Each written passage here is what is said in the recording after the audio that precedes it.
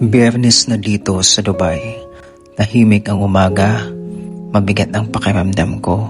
Sa totoo lang, nakakapanghina ng loob kapag wala pa ring tugon, wala pa ring tawag mula sa mga ina-applyan kong trabaho.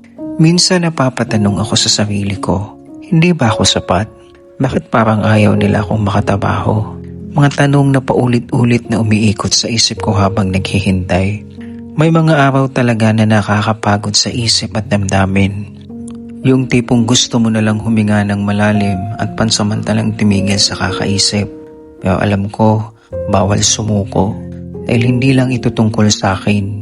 Marami pang mga pangarap na hindi lang para sa sarili ko ang dahilan kung bakit ako patuloy na lumalaban. Minsan kailangan din nating aminin na nasasaktan tayo. Hindi masama ang mapagod. Hindi kahinaan ang pagluha. Ang mahalaga, hindi tayo tumitigil.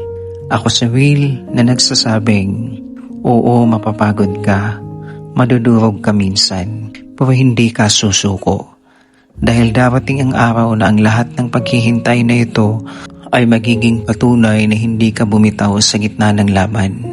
Kapag dumating ang araw na yun, nasasabi mo sa sarili mo, salamat dahil nagpatuloy ka.